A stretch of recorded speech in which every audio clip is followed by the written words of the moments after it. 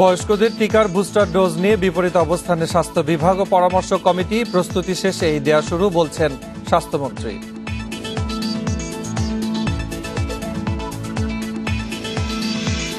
দেশ ছাড়লেন ডাক্তার মুরাদ হাসান। রাত 1:20 7 নম্বর গেট দিয়ে উড়োজাহাজে ওঠেন।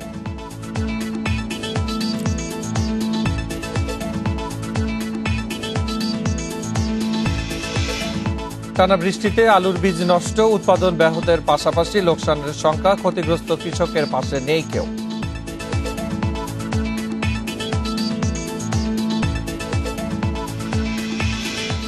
পূর্ণাঙ্গ রূপ পাচ্ছে অনলাইন ভ্যাট ব্যবস্থা, মিলছে নিবন্ধন নেয়া, রিটার্ন জমা ও কর পরিশোধ সহ 16 ধরনের সেবা।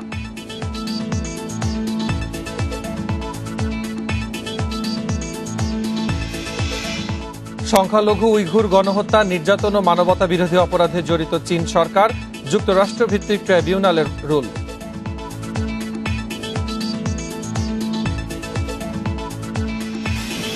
স্বাগত ইন্ডিপেন্ডেন্ট সংবাদে, সাথে আছি মুজাহিদুল ইসলাম। শুনছিলেন শিরোনাম, চলে যাচ্ছে বিস্তারিত সংবাদে। বয়স্কদের করোনা টিকার বুস্টার ডোজ নিয়ে বিপরীত অবস্থানে স্বাস্থ্য বিভাগ ও টিকা বিষয়ক জাতীয় পরামর্শ কমিটি নাইটাক। কমপক্ষে 40% মানুষকে 2 ডোজ টিকা না দিয়ে বুস্টার ডোজ দেওয়ার পক্ষে নয় জাতীয় পরামর্শ কমিটি। আর স্বাস্থ্যমন্ত্রী বলছেন, সুরক্ষা অ্যাপ আপডেট সহ অন্যান্য প্রস্তুতি শেষ হলেই বুস্টার ডোজ দেওয়া শুরু হবে। বিশ্বের 45টিরও বেশি দেশে শনাক্ত হয়েছে করোনার নতুন ধরন ওমিক্রন। এটি প্রতিরোধে অনেক দেশ বুস্টার ডোজ দিচ্ছে। দক্ষিণ এশিয়ার 5টি দেশ বিশেষ ক্ষেত্রে বুস্টার শট দেওয়ার সিদ্ধান্ত নিয়েছে। সম্প্রতি বাংলাদেশের স্বাস্থ্য বিভাগও 60 বছরের বেশি বয়সীদের বুস্টার ডোজের ঘোষণা দেয়। দেশে করোনা টিকার প্রথম ডোজ পেয়েছেন প্রায় 38% মানুষ, দ্বিতীয় ডোজ 23%। করোনায় মৃত্যুর 76% বয়স্ক জনগোষ্ঠী হলেও তাদের মধ্যে টিকার হার সন্তোষজনক নয়। ফলে টিকা বিষয়ক জাতীয় পরামর্শ কমিটি নাইটাক বলছে, এখনো অনেকে টিকার 1 ডোজও পাননি। বুস্টার শট দিলে তৈরি হবে বৈষম্য। 31 ডিসেম্বরের ভিতরে 40% টোটাল পপুলেশনকে কভার করতে পারি। কেননা যদি আমরা তা না করি, তাহলে পরে যারা পায়নি কোনো ডোজ বা 2টা ডোজ যাদের হয়নি, তাদের ভিতরে ইনফেকশন এবং সেটা সিভিয়ারিটির মধ্যে এটা অনেক বেড়ে যাবে। যারা এখনো 1 ডোজও পায়নি, তাহলে তারা তো বঞ্চিত। তো সেক্ষেত্রে যারা 2 ডোজ পেয়েই গেছে, তাদের তো সুরক্ষা অনেকটা আছে। তাহলে তাকে আমি আবার আরেকটা ডোজ দিলাম, তাহলে এক দল লোক তারা অনেক বেশি সুবিধা পেল, আর এক দল লোক সুবিধা বঞ্চিত হল না। এইটাকেও আমরা এরকমই চিন্তা করছি। আমরা আপাতত বুস্টার ডোজ দিতে হবে এই মুহূর্তে, আমরা মনে করি সেই সময় এখনো আসেনি। এদিকে বুস্টার ডোজ দ্রুত শুরু করতে প্রস্তুতি নিচ্ছে স্বাস্থ্য বিভাগ। আপডেট করা হচ্ছে সুরক্ষা অ্যাপ। একই কেন্দ্রে আলাদা বুথে দেয়া হবে বুস্টার ডোজ। এজন্য থাকবে আলাদা 2000 নার্স। তবে কবে থেকে টিকা দেওয়া শুরু হবে তা এখনো ঠিক হয়নি। বুস্টার ডোজ দেওয়ার জন্য যে অ্যাপস আপডেট করতে লাগে, যে লিস্টিং করতে লাগে, সেই কাজগুলো চলছে। কাজগুলো অতি দ্রুত শেষ হয়ে যাবে আশা করি, তারপরে বুস্টার ডোজ শুরু হয়ে যাবে। দেশে এ পর্যন্ত করোনা টিকা দেওয়া হয়েছে 6.5 কোটির বেশি ডোজ। সরকারের হাতে মজুদ আছে প্রায় 4 কোটি টিকা। Hasan Misbah, independent news, Dhaka. দেশে করোনা মহামারী শুরুর পর দ্বিতীয়বারের মতো গত 24 ঘন্টায় করোনায় কারো মৃত্যু হয়নি। এর আগে গত 20 নভেম্বর প্রথমবারের মতো করোনায় মৃত্যুহীন দিন দেখে দেশ। এ পর্যন্ত প্রাণঘাতী ভাইরাসটিতে আক্রান্ত হয়ে মোট মৃত্যু হয়েছে 28,016 জনের। 848টি ল্যাবে 24 ঘন্টায় 21,496 নমুনা পরীক্ষায় করোনা শনাক্ত হয়েছে 262 জনের। পরীক্ষা বিবেচনায় শনাক্তের হার 1.22%।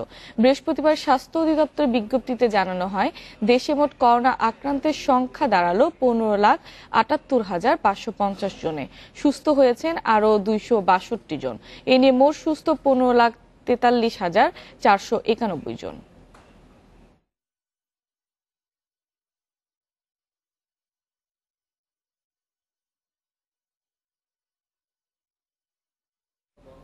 তথ্য প্রতিমন্ত্রীর পদ ছাড়ার পর সংসদ সদস্য মুরাদ হাসান এবার দেশ ছাড়লেন। শুক্রবার রাত 1:21 হযরত শাহজালাল আন্তর্জাতিক বিমানবন্দরে এমিরেটসের একটি ফ্লাইটে দেশ ছাড়েন তিনি। বিমানবন্দর সূত্রে জানা গেছে, এমিরেটসের এই ফ্লাইট 11:20 ছেড়ে যাওয়ার কথা ছিল। তবে ইমিগ্রেশনে যাত্রীদের চাপ থাকায় ফ্লাইটটি ঢাকা ছাড়তে দেরি হয়। এ সময় তার কোনো সফর সঙ্গীর তথ্য পাওয়া যায়নি। বৃহস্পতিবার রাত 9:15টার দিকে মুরাদ হাসান শাহজালাল আন্তর্জাতিক বিমানবন্দরে চেক ইন করেন। ফ্লাইটটি দুবাইগামী ট্রানজিট হওয়ায় দুবাইগামী যাত্রীদের করোনা পরীক্ষার ফল চেক করতে সময় ক্ষেপণ হয়। এই কারণে ফ্লাইটটি দেরি হয়। এমিরেটসের ইকে 8585 ফ্লাইটটি দুবাইয়ের উদ্দেশ্যে যাত্রা করেন তিনি। এই ফ্লাইটে করেই তিনি দুবাই ট্রানজিট হয়ে কানাডার টরন্টোতে যাবেন। অশালীন ও নারীর প্রতি চরম অবমাননাকর বক্তব্য দেয়ায় প্রধানমন্ত্রীর নির্দেশে তথ্য সম্প্রচার প্রতিমন্ত্রীর পদ ছাড়তে হয় তাকে। পরে আওয়ামী লীগ থেকে বহিষ্কার করা হয়।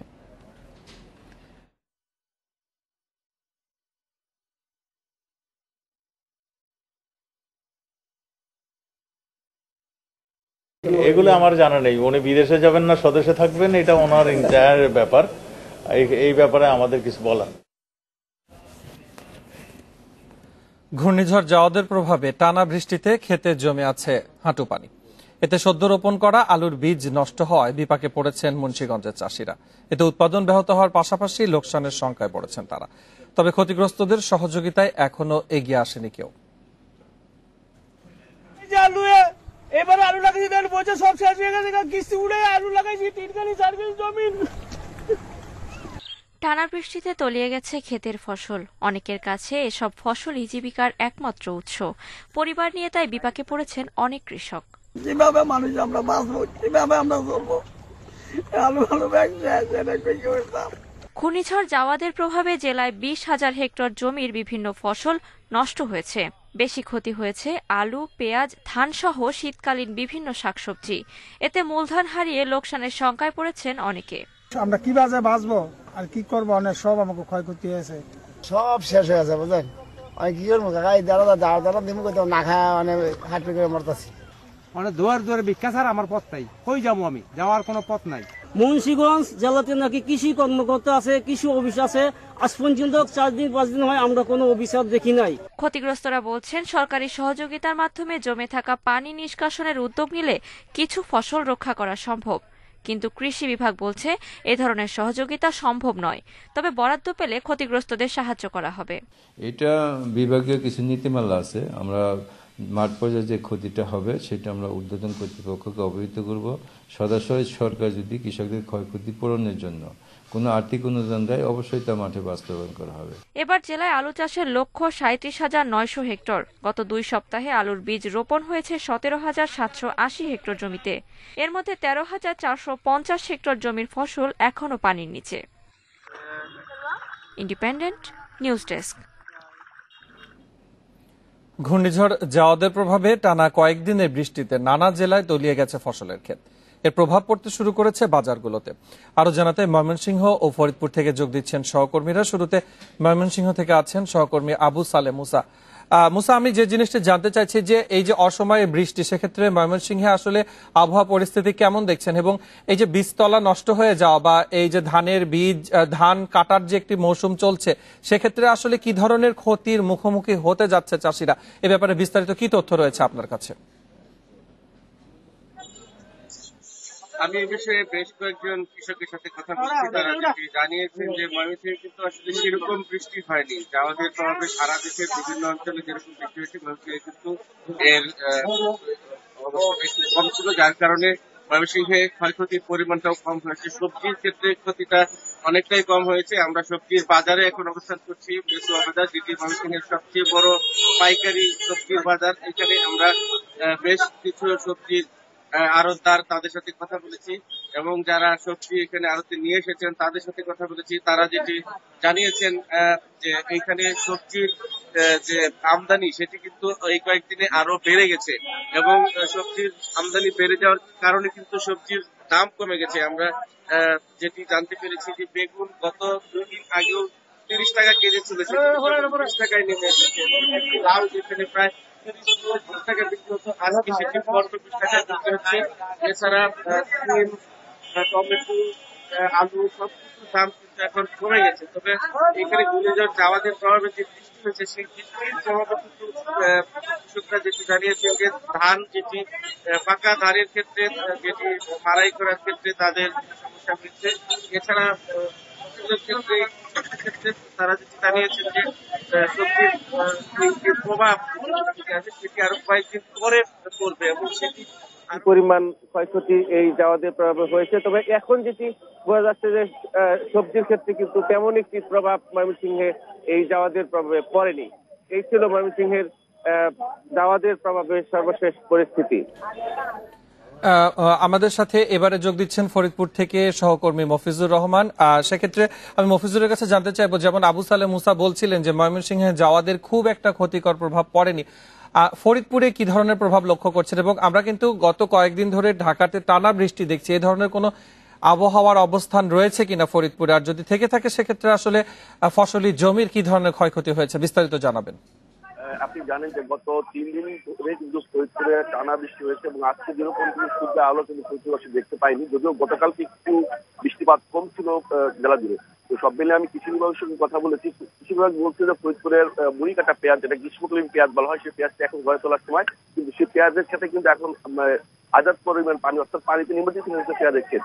এই ক্ষেত্রে চাষিদের সঙ্গে কথা বলেছে, চাষিরা বলেছে যে পেঁয়াজ পানিতে নিমজ্জিত হয়েছে, পানিটা দ্রুত সরে না গেলে এই পেঁয়াজ একটু ঘরে তোলা যাবে না, অর্থাৎ সব পেঁয়াজ ক্ষতি যাবে এমনকি বলেছে।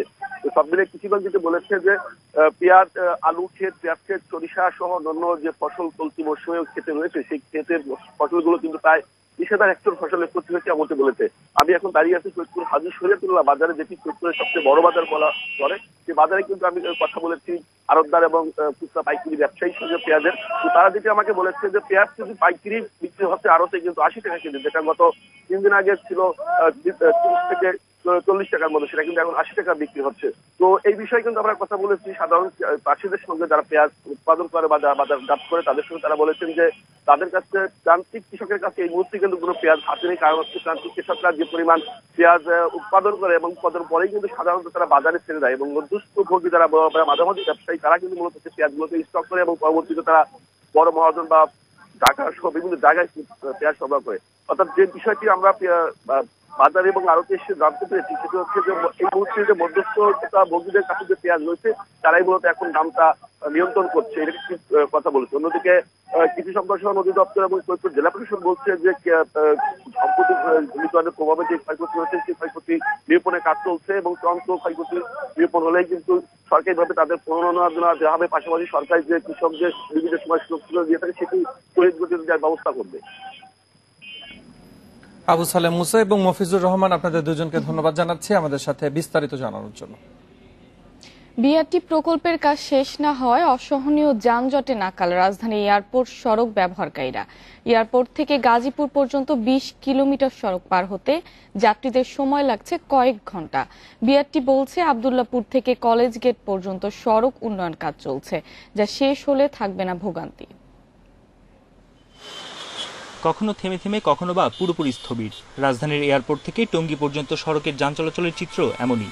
সীমাহীন ভোগান্তিতে পড়তে হচ্ছে এই রাস্তা ব্যবহারকারীদের। সড়কের অধিকাংশই চলছে উন্নয়ন কাজ, ফলে শুরু হয়ে গেছে রাস্তা। তবে গত 2 দিনের তুলনায় বৃহস্পতিবার যানজটের কিছুটা উন্নতি হয়েছে বলছেন যাত্রীরা। আমি ভেবেছি যে হেঁটে গেলেই মনে হয় আমি তাড়াতাড়ি চলে যেত, তো আধা ঘন্টা চলে গেছি। তার আগের দিনও জ্যাম ছিল। হ্যাঁ, আজকে একটু সহনীয় পর্যায়ে আছে। মাঝে মধ্যে স্কুল লেট হয়, পরে আবার জরিমানা দিতে হয় স্কুলে। গাজীপুর টঙ্গীর দিকেও চিত্র প্রায় একই রকম। খানাখন্দের কারণেই বেশিরভাগ যানবাহনই চলছে ধীর গতিতে। তবে এই সমস্যা বেশি দিন থাকবে না বলছে বিআরটি। উচিত ছিল একটা বিকল্প রাস্তা বের করে তারপরে জনগণ রাস্তার কাজ করা। যেখানে 10 টাকা এখানে 100 টাকা খরচ হয়ে যায়, মালিককে বুঝাই দেয় না, চোর সাইজা যায় এই জামের কারণে। সমস্যা শুধু আব্দুল্লাহপুর ব্রিজ থেকে কলেজ গেট পর্যন্ত 3 কিলোমিটার। এই 3 কিলোমিটার আমরা নতুন 4টা লেন শুরু করে দিয়েছি। ওই 4টা লেন আমরা 3 মাসের মধ্যে শেষ করতে পারবো। এরপরে আর রোড ইউজার দ্বারা এদের আর এই ভোগান্তিটা থাকবে না। বৃষ্টির কারণে বিআরটি প্রজেক্ট অংশে বেড়েছে খানাখন্দ। সেগুলো মেরামত করা হলে যানজট অনেকটাই কমবে মনে করছে ট্রাফিক পুলিশ।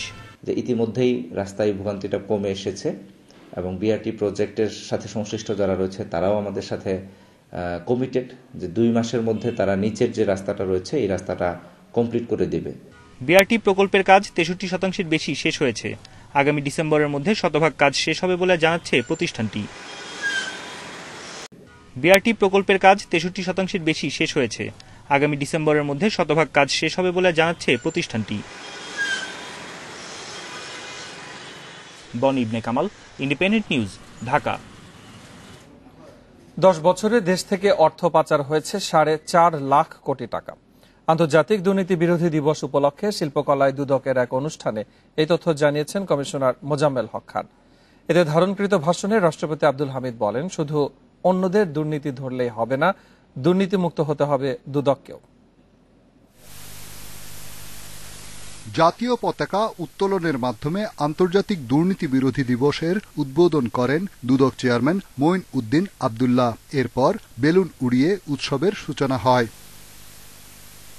প্রতি বছরের মতো এবারও রাজধানীর ইঞ্জিনিয়ার্স ইনস্টিটিউটের সামনে দুদকের নেতৃত্বে মানববন্ধনে দাঁড়ায় বিভিন্ন সংগঠন ও নানা শ্রেণী পেশার মানুষ। দিবসটি উপলক্ষে শিল্পকলায় আয়োজিত আলোচনা সভায় দুদকের অনুসন্ধান বিভাগের কমিশনার জানান, অর্থ পাচার সবচেয়ে বড় দুর্নীতি। আর চেয়ারম্যান বলেন, শুধু দুর্নীতিমুক্ত থাকার কথা বললেই হবে না, নিজেকেও দুর্নীতিমুক্ত রাখতে হবে। সরকারি কর্মচারীদের দুর্নীতিগ্রস্ত করতে লোভী ব্যক্তিগণ প্রলুব্ধ করে এবং ক্ষমতাশালীগণ ভীতু প্রদর্শন করে। সুইস ব্যাংক যেটা আমরা বলছি, বাংলাদেশিদের মোট সঞ্চয়ের পরিমাণ দাঁড়িয়েছিল 60 কোটি 30 লাখ ফ্রাঙ্ক। 2018 সালে হয়েছিল 5,559 কোটি টাকা। বলা হয়েছে সংবাদ মাধ্যমের মাধ্যমে যে হিসাব নিকাশ করে দেখা গেছে 12টি বেসরকারি ব্যাংকের পরিশোধিত মূলধনের সমান। যে লোক আমার টাকা পাচার করে বিদেশে আমার টাকা নিয়ে ঋণ খেলাপি হয় আর সেই টাকা কখনো দেয় না, তাকে জেলে রেখে আমি ভাত খাওয়াচ্ছি, আমার জনগণ ট্যাক্স দিই। আলোচনার বিশেষ অতিথি প্রধান বিচারপতি বলেন, তদন্ত বিচারের প্রাণ, তাই তদন্তকারী প্রতিষ্ঠান হিসেবে দুদককে মামলায় আরও গুরুত্ব দিতে হবে। টাকা হলে সবকিছু সম্ভব, এ ধারণাকে চিরতরে মুছে দেওয়ার জন্য আমাদের সকলের নিরন্তর প্রচেষ্টা অব্যাহত রাখতে হবে। আন্তর্জাতিক দুর্নীতি বিরোধী দিবসের অনুষ্ঠানে প্রধান অতিথি হিসাবে রাষ্ট্রপতি আব্দুল হামিদ বলেন, অন্যের দুর্নীতি ধরার পাশাপাশি দুদককেও দুর্নীতিমুক্ত হতে হবে। অন্যের দুর্নীতি চিহ্নিত করে বিচারের আওতায় আনার পূর্বে নিজেদের অনিয়ম ও অসততা দূর করতে হবে। যারা রাষ্ট্র কর্তৃক অর্পিত দায়িত্ব ও ক্ষমতার অপব্যবহার করবে তাদের কঠোরভাবে নিয়ন্ত্রণ করে প্রচলিত আইনের মাধ্যমে বিচারের আওতায় আনতে হবে। 2003 সালে 9 ডিসেম্বর আন্তর্জাতিক দুর্নীতি বিরোধী দিবস হিসেবে ঘোষণা করে জাতিসংঘ। 2017 সাল থেকে দিবসটি দুদকের আয়োজনে সারা দেশে পালিত হয়ে আসছে। রিশাদ হুদা, ইন্ডিপেন্ডেন্ট নিউজ, ঢাকা।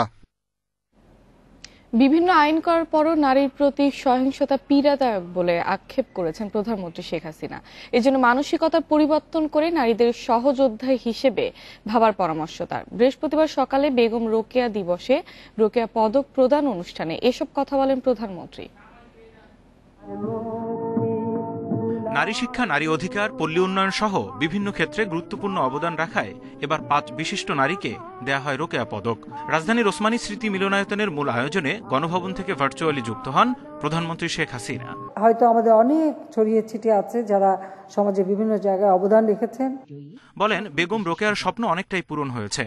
এখন নারীরা বিচার বিভাগ, সামরিক ক্ষেত্র, জাতিসংঘ মিশন সহ সকল ক্ষেত্রে যোগ্যতার সাথে কাজ করছে। নারী শিক্ষা ও নারীর ক্ষমতায়নে তার সরকারের নানা পদক্ষেপের কথাও তুলে ধরেন প্রধানমন্ত্রী। আমাদের সশস্ত্র বাহিনীতে বা পুলিশ বাহিনীতে শান্তি রক্ষা মিশনে নারীদের কি বেশি চাই, এটা হলো বাস্তবতা। অনেক ঝুঁকিপূর্ণ জায়গায় যে আমাদের মেয়েরা কাজ করে, পুরুষরা যেটা পারে নারীরা তার থেকে আরো ভালো পারে, বেশি পারে, এতে কোনো সন্দেহ নেই। সেটাই প্রমাণ হয়েছে। সেই মায়ের পেটে জন্ম নিতে হবে, বোনের হাত ধরে হাঁটা শেখে, বড় হয়ে স্ত্রীর উপর নির্ভরশীল থাকে, বৃদ্ধ হয়ে গেলে তো কন্যা সন্তানই বেশি দেখে, সেই যত্নটাই বেশি, এটাও তাদের মনে রাখতে হবে। সব বাধা ডিঙিয়ে নারীদের সামনে এগিয়ে যাওয়ার পরামর্শ দিয়ে সরকার প্রধান বলেন, নারী সহিংসতা বন্ধে মানসিকতার পরিবর্তন দরকার। যে জিনিসটা সবথেকে এখন ওদের জন্য পীড়াদায়ক সেটা হচ্ছে মেয়েদের উপরে সহিংসতা।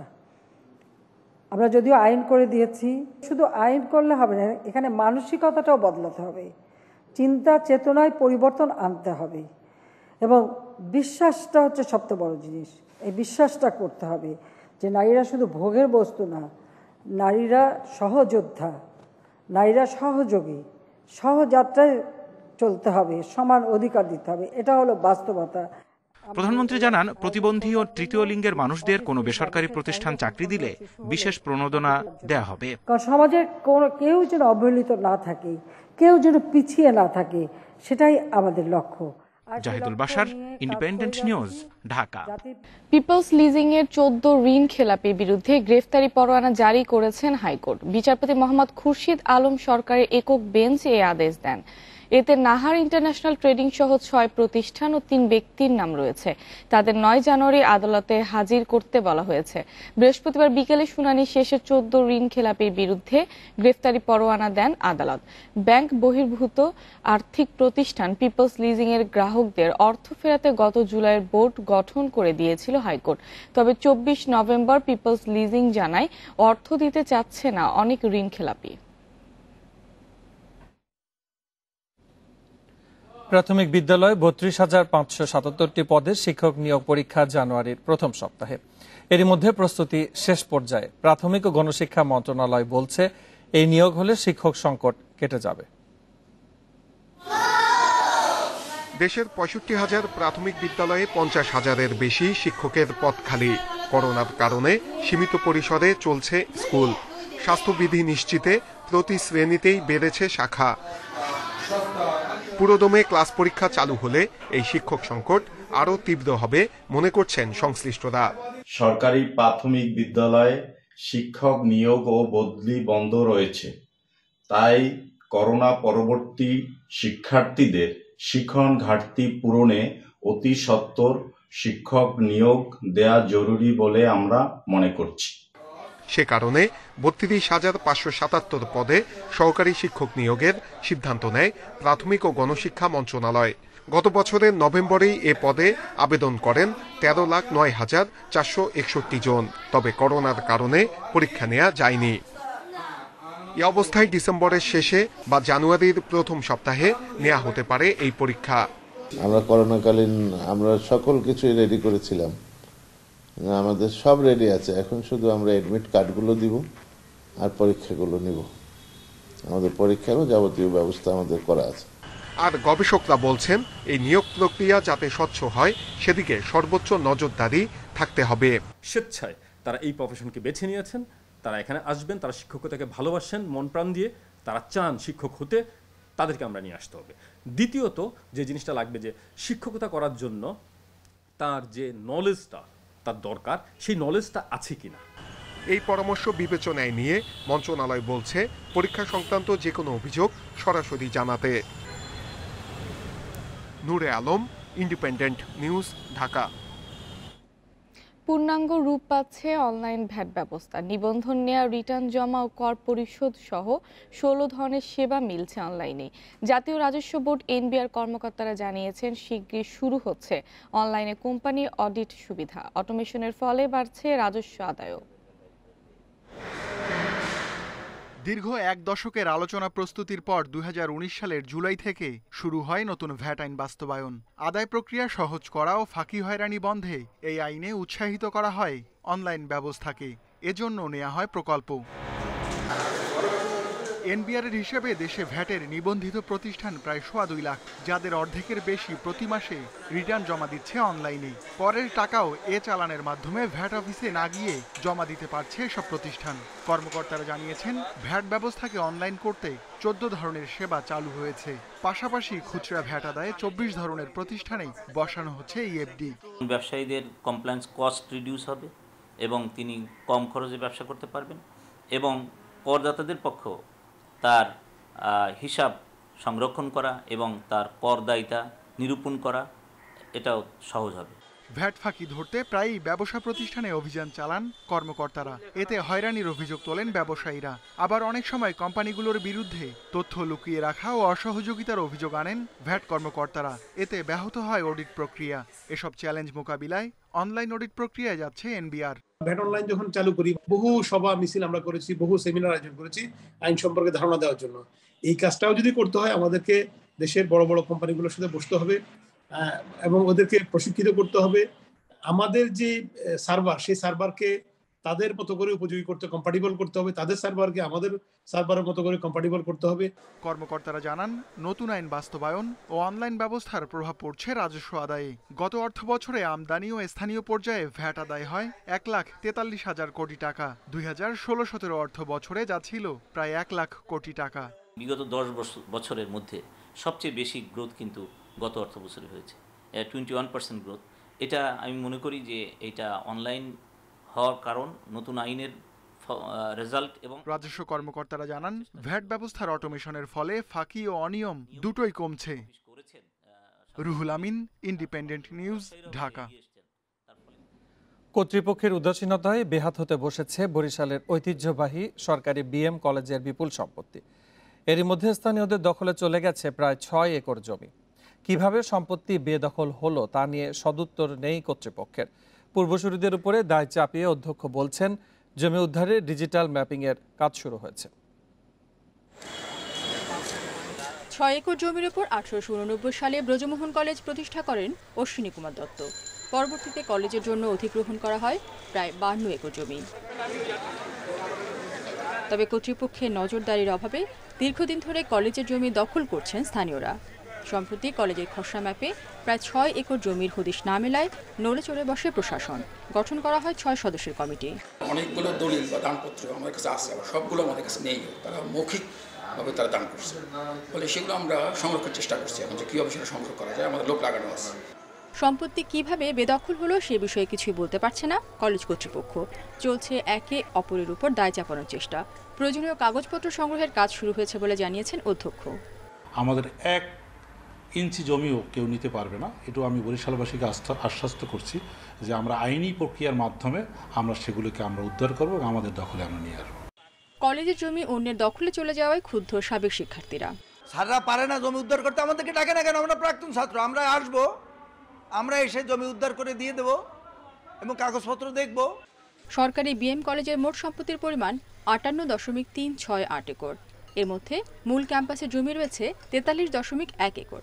জমি নিয়ে নানা জটিলতায় বিচারাধীন রয়েছে অন্তত 6টি মামলা। Independent news desk.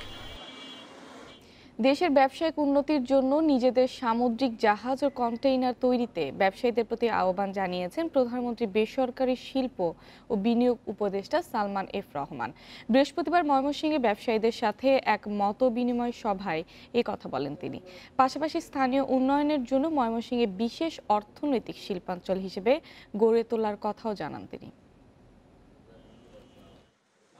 দেশের সামগ্রিক অর্থনৈতিক উন্নয়নে স্থানীয় পর্যায়ে ব্যবসার নানা সমস্যা ও সম্ভাবনা নিয়ে এক মতবিনিময় সভার আয়োজন করে Mymensingh chamber and commerce industries. এতে এ এলাকার ব্যবসায়িক নানা দিক ও সমস্যা তুলে ধরেন ব্যবসায়ীরা। ময়মনসিংহ এলাকায় ভালো সম্ভাবনা থাকলেও নানা সমস্যায় এখনো কাঙ্ক্ষিত উন্নয়ন হচ্ছে না। বিশেষ করে রাস্তাঘাট ভালো না হওয়ায় পিছিয়ে পড়তে হচ্ছে বলে দাবি এ এলাকার ব্যবসায়ীদের। এখান থেকে গাজীপুর মোড় পর্যন্ত যাবেন মাত্র 1 ঘন্টা। গাজীপুর মোড় থেকে ঢাকা মাত্র 30 কিলোমিটার আমাদের যেতে লাগে 3 থেকে 4 ঘন্টা 5 ঘন্টা। আপনি গতকালকে এবং গত 10 দিনের পিকচার আমরা জানি 5 ঘন্টাও লেগেছে। মাননীয় প্রধানমন্ত্রী অতিথি আপনার কাছে অনুরোধ করব যে এই রাস্তার ব্যাপারটা, রাস্তার কাজ সংস্কার কাজ হবে, রাস্তা হবে, কিন্তু মানুষের চলাচলের ব্যবস্থা রাখবে। দেশের টেকসই সমৃদ্ধির জন্য সব খাতের উন্নয়নে পরিকল্পনার কথা জানান প্রধানমন্ত্রী বেসরকারি শিল্প ও বিনিয়োগ উপদেষ্টা সালমান এফ রহমান। এ সময় ব্যবসায়ীদের বড় জাহাজ ও কন্টেইনার তৈরির তাগিদ দেন তিনি। সিঙ্গাপুর এত ছোট দেশ, হংকং এত ছোট দেশ, কিন্তু তাদের শিপিং লাইনগুলি কত বড়। তো ঠিক তেমনি আমাদেরকে এটা করা উচিত। এবং তার সাথে সাথে এই যে কন্টেনারের একটা বিরাট সুযোগ আছে। কন্টেনার যদি আমরা বানাই, এটারও হিউজ ডিমান্ড আছে এবং কন্টেনার বানানো খুবই একটা সহজ জিনিস, এটা কোনো রকেট সায়েন্স নাই।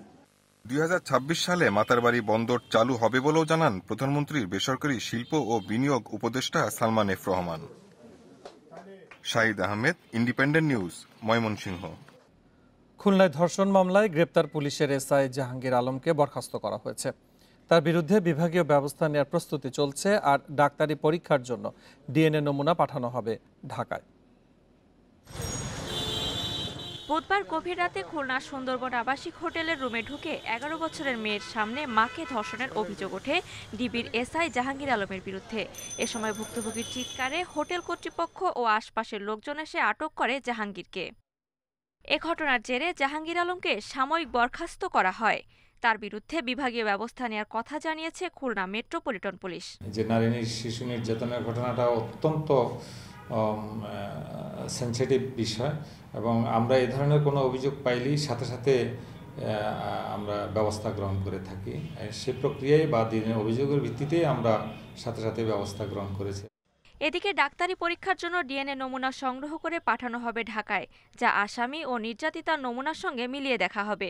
সর্বশেষ আমরা স্যাম্পলিং করছি, স্যাম্পলিং করে আমরা ঢাকায় পাঠাবো ডিএনএ টেস্টের জন্য। আর ভিকটিম নিয়ে আসবে, হয়তো ভিকটিম হলে ভিকটিমেরও স্যাম্পল করব, মিললে তারপরে প্রমাণিত হবে, একটু সময় লাগবে। এরই মধ্যে খুলনা মেডিকেলের ওয়ান স্টপ ক্রাইসিস সেন্টার থেকে ছাড়পত্র নিয়েছেন ভুক্তভোগী নারী। এসআই জাহাঙ্গীর আলমের দৃষ্টান্তমূলক শাস্তি দাবি জানিয়েছেন তিনি। Independent news desk. মাতৃভাষায় পাঠদানের কারণে খাগড়াছড়িতে ক্ষুদ্র নৃগোষ্ঠীর শিশুদের মধ্যে স্কুল থেকে ঝরে পড়ার হার কমেছে। প্রাক প্রাথমিকে 3 থেকে 5 বছরের শিশুদের মাতৃভাষার পাশাপাশি পাঠদান চলছে বাংলাতেও। ফলে প্রাথমিক পর্যায়ে গিয়ে শিশুদের লেখাপড়া করতে সুবিধা হচ্ছে বলে জানিয়েছেন সংশ্লিষ্টরা। পার্বত্য চট্টগ্রামে যুগ যুগ ধরে বাস করছে চাকমা, মারমা, ত্রিপুরা জনগোষ্ঠীর মানুষ। এসব ক্ষুদ্র নৃগোষ্ঠীর রয়েছে নিজস্ব মাতৃভাষা। সেই ভাষাকে টিকিয়ে রাখতে খাগড়াছড়িতে পার্বত্য চট্টগ্রাম উন্নয়ন বোর্ডের আওতায় পাড়াকেন্দ্রে শিশুদের পড়ানো হচ্ছে মাতৃভাষায়। ফলে পরবর্তীতে প্রাথমিক পর্যায়ের পড়ালেখার সাথে দ্রুত খাপ খাওয়াতে পারছে শিশুরা। এতে কমেছে শিক্ষার্থীদের ঝরে পড়ার হার। মাতৃভাষায় মাতৃস্নেহে শিশুদেরকে পাঠদান করাচ্ছে। শিশুরা খুবই তাদের সুবিধা মতো বুঝতেছে, শিখতেছে। এই পাড়া কেন্দ্রের মাধ্যমে আমাদের শিশুরা মাতৃভাষা শিখতে পারছে, পাশাপাশি আমাদের বাংলা ভাষাও শিখতে পারছে। শিশুদের বিনামূল্যে লেখাপড়া শেখাতে পেরে খুশি অভিভাবকরা। মারমা, ত্রিপুরা, চাকমা এগুলো শেখানো হচ্ছে। আর পরবর্তী এরা প্রাইমারিতে গিয়ে জড়ে পড়ার সম্ভাবনা থাকে না। স্থানীয় ভাষার পাশাপাশি বাংলা ভাষা শিখে প্রাথমিক স্কুলে আমরা ভর্তি করাতে পারি, সহজে ওখানে ওরা বুঝতে পারে। 1985 সালে পার্বত্য চট্টগ্রামের প্রত্যন্ত অঞ্চলের পিছিয়ে পড়া শিশুদের মাতৃভাষায় শিক্ষা কার্যক্রম শুরু হয়। প্রাক প্রাথমিক পর্যায়ে এ কাজের তদারকি করছে পার্বত্য চট্টগ্রাম উন্নয়ন বোর্ড। পাড়াকেন্দ্রের মাধ্যমে আমাদের এখানকার নিজস্ব যে ভাষা চাকমা, মারমা, ত্রিপুরা ইত্যাদি ভাষাকে গুরুত্ব অনুধাবন করে আমরা এই ভাষার পাশাপাশি আমরা বাংলা ভাষায় ওদেরকে পড়াশোনা করাচ্ছি। ফলে যেটা হচ্ছে পাড়াকেন্দ্র থেকে বাচ্চারা প্রাথমিক বিদ্যালয়ে গিয়ে ওরা বাংলার সাথে ওরা সামঞ্জস্যপূর্ণভাবে ওরা এগিয়ে যেতে পারছে। বর্তমানে পার্বত্য চট্টগ্রামে 400টি পাড়াকেন্দ্রের মাধ্যমে শিশুদের মাতৃভাষায় পাঠদান হচ্ছে। Independent news desk. বিরল রোগে আক্রান্ত হয়ে মানবেতর দিন পার করছে ঠাকুরগাঁওয়ের হরিপুর উপজেলার একটি দরিদ্র পরিবারের 3 শিশু। জন্মের সময় স্বাভাবিক থাকলেও রোগাক্রান্ত হয়ে চিকিৎসার অভাবে আজ শারীরিক প্রতিবন্ধী তারা। 3 ছেলের চিকিৎসা ব্যয় বহন করতে গিয়ে পরিবারটি এখন পথে বসার উপক্রম। অন্যান্য শিশুর মতো স্বাভাবিক জীবন ছিল এই 3 ভাইয়ের। স্কুলে যাওয়া, দুরন্তপনা করে বেড়ানো, কখনো আবার পরিবারের কাজেও সহযোগিতা করত তারা। কিন্তু হঠাৎ এক বিরল রোগে আক্রান্ত হয়ে আজ শারীরিক প্রতিবন্ধী 3 শিশুই। ঠাকুরগাঁও হরিপুর উপজেলার বলিহণ্ড গ্রামের বাদল সিংহ ও মুক্তারানী দম্পতির বড় ছেলে রমাকান্ত 2য় শ্রেণীতে পড়ার সময় এই রোগে আক্রান্ত হয়। তারপর 2য় ছেলে জয়ন্ত, এখন ছোট ছেলে হরিদ্ররও দেখা দিয়েছে একই রোগের লক্ষণ। এই অবস্থায় সরকারি সহযোগিতা কামনা করছেন শিশুদের মা বাবা। সরকারের সহযোগিতা কোনো পাইনি, সরকার তো আমাকে দেখেওনি। টাকা পয়সা তো আর নাই, চিকিৎসার চলার কি দিয়ে করাম, খাতে লিতে তো শেষ। যেগুলা টাকা ছিল যে চিকিৎসা করার জন্য একটা গাই গরু ছিল, ওটা দিয়ে বিক্রি করে নেয়, 6 লাখ চিকিৎসা করলো। সুস্থ অবস্থায় শিশুগুলো জন্ম নিলেও বয়স বাড়ার সাথে সাথেই হাত পা শুকিয়ে যায় বলে জানান স্থানীয়রা।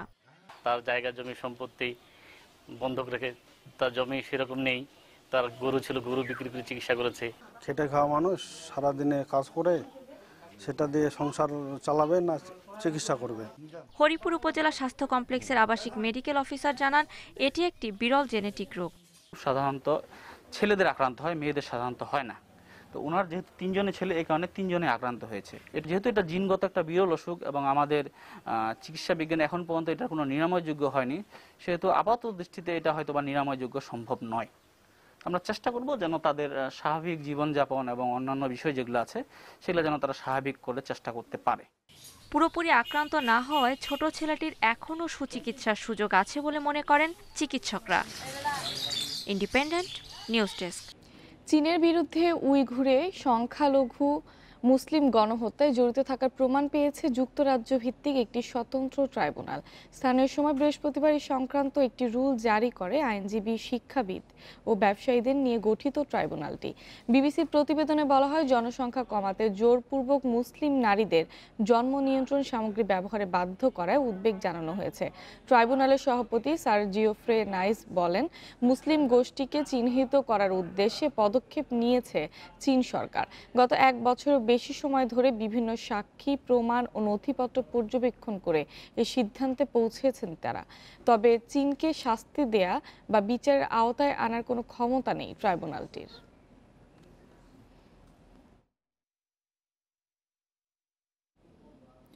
বিশ্বে করোনায় প্রাণহানি 53 লাখ ছাড়ালো।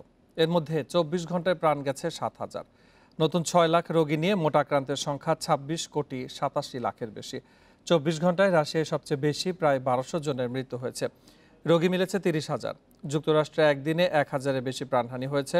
নতুন করে সংক্রমিত হয়েছে 1,09,000 নাগরিক।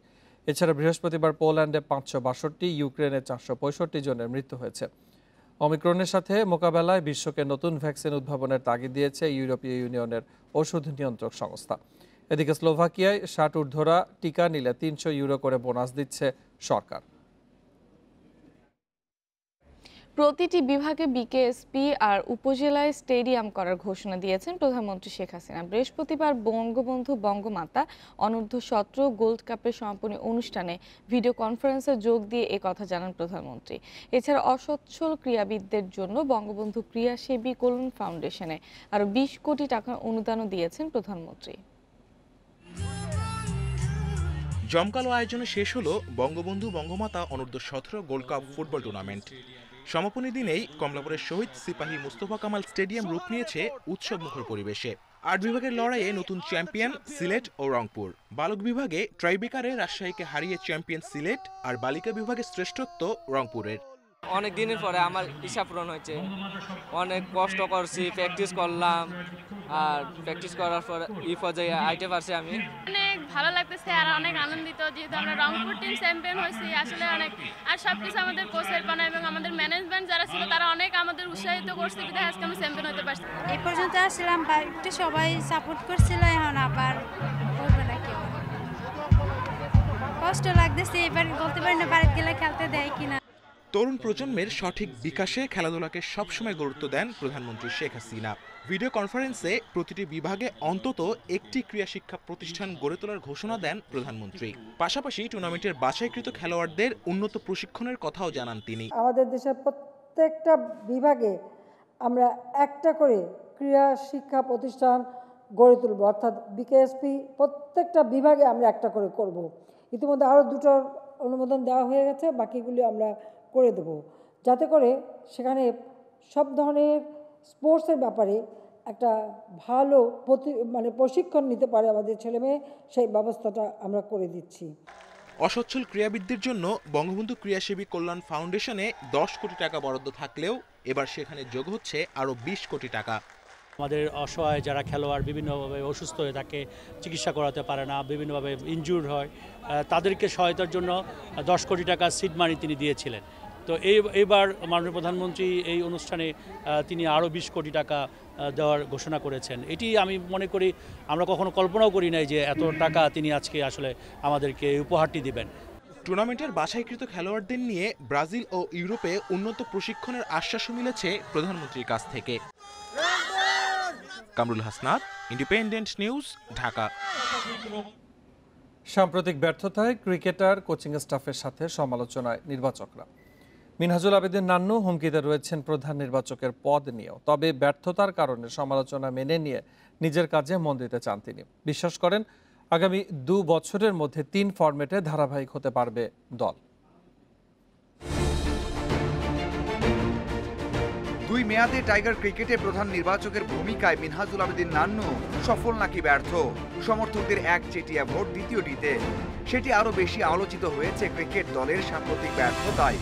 সেখানে দল গঠনে নির্বাচকদের এলোমেলো সিদ্ধান্তের বড় ভূমিকা রয়েছে। টি-20 বিশ্বকাপ এবং পাকিস্তান সিরিজে সেই এলোমেলো সিদ্ধান্তের পরিমাণ বেড়েছে। বিশ্বকাপে বাজে পারফরমেন্সের রিপোর্টের উপর নির্ভর করছে নান্নুর ভাগ্য।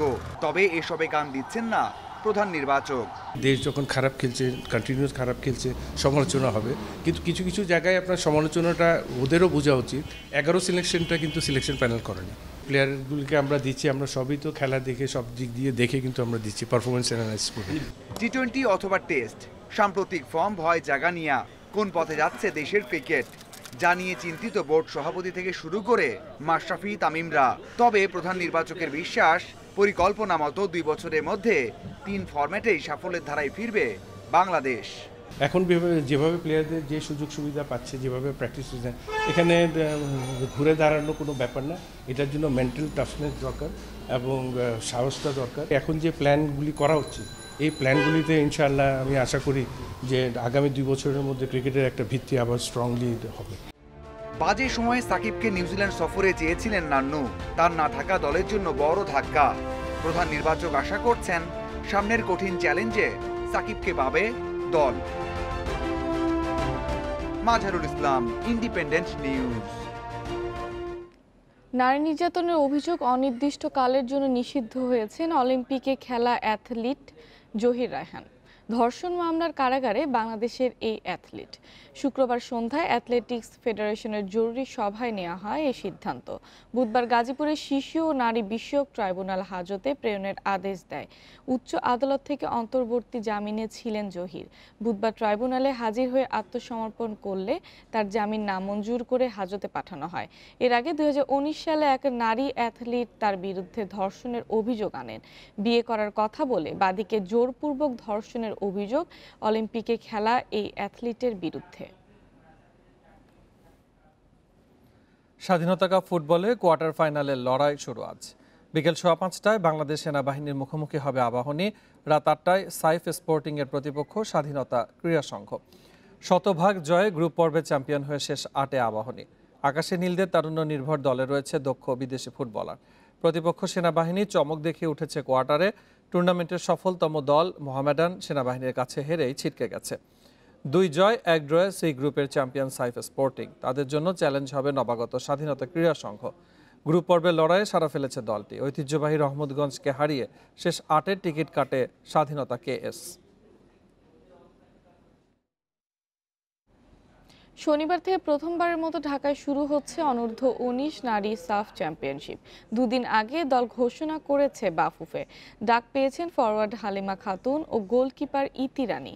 ঘরের মাঠে শিরোপা জিততে চায় বাংলাদেশ। সংবাদ সম্মেলনে সে লক্ষ্যের কথাই জানিয়েছেন অধিনায়ক মারিয়া মান্ডা ও কোচ গোলাম রাব্বানী ছোটন। প্র্যাকটিসগুলো করছি, হার্ডওয়ার্ক করছি। আমরা 11 তারিখ, শুধু 11 তারিখ না, আমরা প্রতিটা ম্যাচই আমরা ভালো খেলবো। আর এইচ লেভেলে যে আমাদের ধারাবাহিকতা আর কি, সেগুলো আমরা ধরে রাখার চেষ্টা করব। যেহেতু এখানে আমাদের আরো বয়সভিত্তিক অনেকগুলো দল আছে, আমাদের নতুন সংযোগ করেছে আমরা অনূর্ধ্ব 15, 18 এবং সিনিয়র এবং আন্ডার 19 একসাথে ট্রেনিং করেছে। প্রত্যেকটা দলই এবং এখানে শক্তিশালী। আমরা তাদের সাথে ভালোভাবে আমরা মনে করি যে আমাদের মেয়েরা ফাইট করতে পারবে এবং ফাইনালি আমরা জয়লাভ করতে পারবো। আজ মুক্তি পাচ্ছে নুরুল আলম আতিকের ছবি লাল মোরগের ঝুঁটি। সরকারের অনুদানে স্বাধীনতার 50 বছরে মুক্তি পাচ্ছে মুক্তিযুদ্ধ নিয়ে এই সিনেমা। বৃহস্পতিবার আগারগাঁওয়ে ফিল্ম আর্কাইভ মিলনায়তনে হয়েছে এর প্রথম প্রিমিয়ার শো। 1971 সাল, বাংলাদেশ এক বন্দিশালা, বিহারি অধ্যুষিত ছোট এক শহর। সেখানে ব্রিটিশদের গড়া বিমানবন্দর সচল করতে আসে সেনাবাহিনী।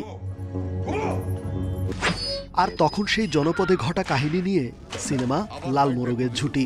মূলত বিহারি অধ্যুষিত সেই এলাকা নিয়ে হয়েছে ছবিটি। আমার ধারণা দর্শকের জন্য এটি একটি নতুন অভিজ্ঞতা হবে। এই দরদ তো অন্যেরাও দিলেন, তা আমাদের মধ্যে ফারাকটা কি? কারণ আমাদের পুরো প্রক্রিয়াটা ছিল একটি যুদ্ধের মতো। আমাদের ওই অর্থনৈতিক সংকটের গল্পটা এত দিন ধরে প্রচারিত আছে। আজকে ছবিটি নির্মাণ প্রথমবারের মতন দর্শকের সামনে, প্রেসের সামনে আগে করলাম। তারা একটা বারের জন্য আমাদের সেই 5 বছর আগে সেই অভাব অভিযোগের প্রসঙ্গকে একবারও মনে করেনি। বৃহস্পতিবার সিনেমাটির প্রিমিয়ার শো হয় ফিল্ম আর্কাইভ মিলনায়তনে।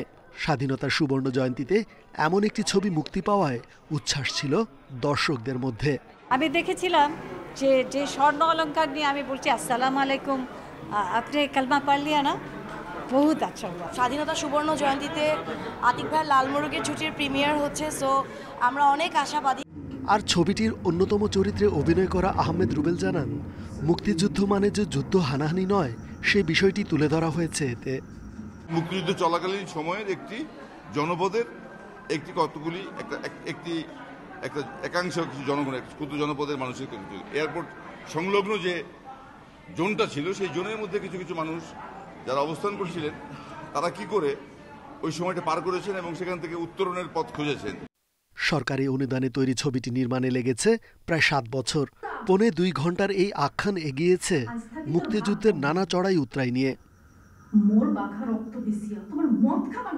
রেজওয়ানুল হক, ইন্ডিপেন্ডেন্ট নিউজ, ঢাকা। এই ছিল সংবাদে। ইন্ডিপেন্ডেন্ট টেলিভিশনের সব খবর দেখতে চোখ রাখুন ফেসবুক, ইউটিউব এবং টুইটারে। ধন্যবাদ সবাইকে।